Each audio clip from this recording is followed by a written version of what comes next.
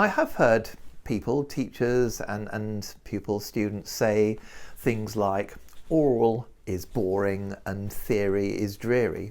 And really nothing could be further from the truth. Oral is about understanding the music that we hear, whether it's in our heads or the actual music. And theory is all about understanding the music that we see or indeed hear. They are, in a sense, two sides of the same triangle. And in a way, reading is the third side of that triangle, and theory and oral add up to reading. You know, if we understand what we see, if we understand what we're hearing, it makes the reading of music so much more simple, so much more understandable. These are the three sides of the musical triangle. In a sense, there are three very connected areas. And I think in good teaching, we are making connections between them as often as we possibly can. Obviously, they're three important parts of my simultaneous learning musical map of the world. And I think if we learn how to make connections, which we can do quite often between these three areas, bring them into the lesson more often, that they become just second nature. We understand them, and they are going to improve our pupils musically in their general musicianship really quite a lot. You'll know that I believe humour to be an important, a very important part of life, of teaching, of learning.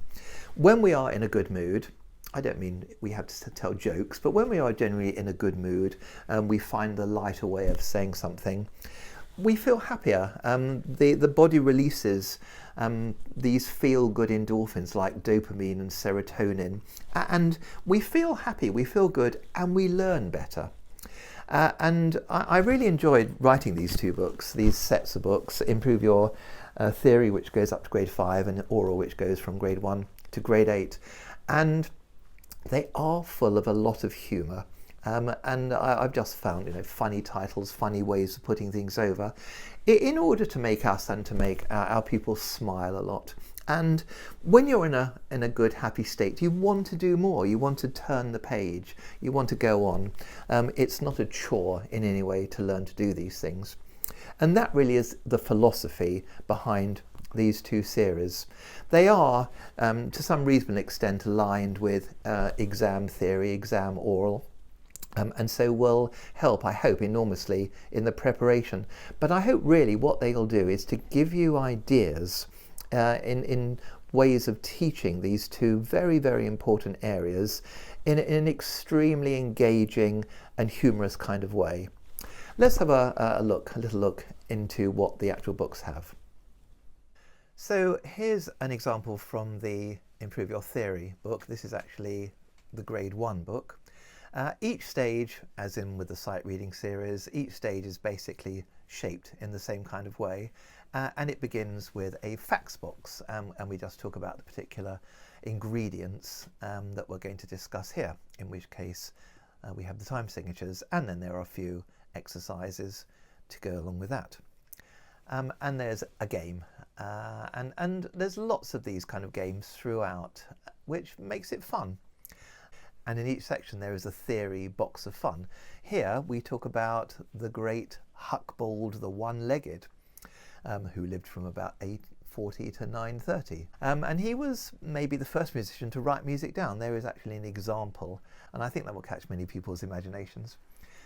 Here's a little tune, Hucbald's One-Legged Dance, for you to answer some questions about. And then the final page, and this I think is really important. It happens in all the stages, making connections to your pieces. So we find some aspects of what we've been learning about here and then make the connections with the pieces. And we just do this. If we do this on a regular basis, as I said earlier, it becomes second nature, and we begin to really get the connections between learning about the ingredients of the pieces in this slightly more theoretical way, but it's not a boring way. It's really useful and interesting. Some other connections that we can make, using the same piece, tap the pulse with your foot and clap the rhythm. Alternatively, use home percussion like saucepan lids and spoons. And of course this then connects with sight reading as well. We can continually make connections, and by doing so we understand what we're doing. Then there are some aural listening games as well, and all these can be found and can be downloaded free on the Favour Music website. When you've finished all the work in stage 2, sign your signature. Now let's have a quick look at how the aural books are set out.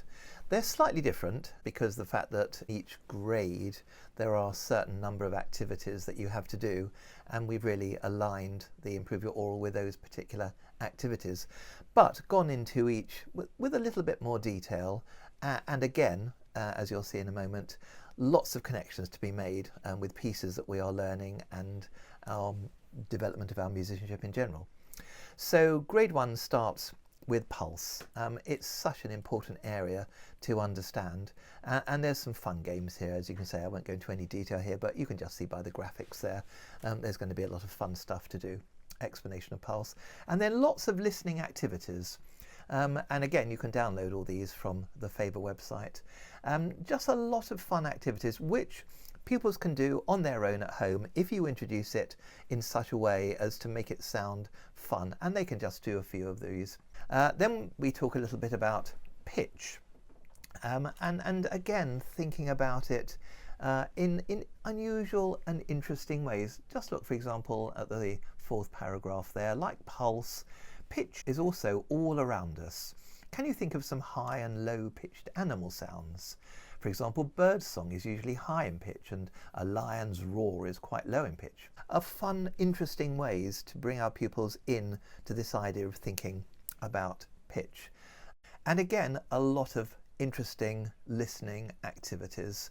Here's the first listening activity, for example, and it's really just to get our pupils to understand that notes can go in different directions. Well, there's 3 ways they can go. They can go up or down, or they can stay the same. And so some fun little activities in order to teach them to listen and to respond appropriately. Here's your first note.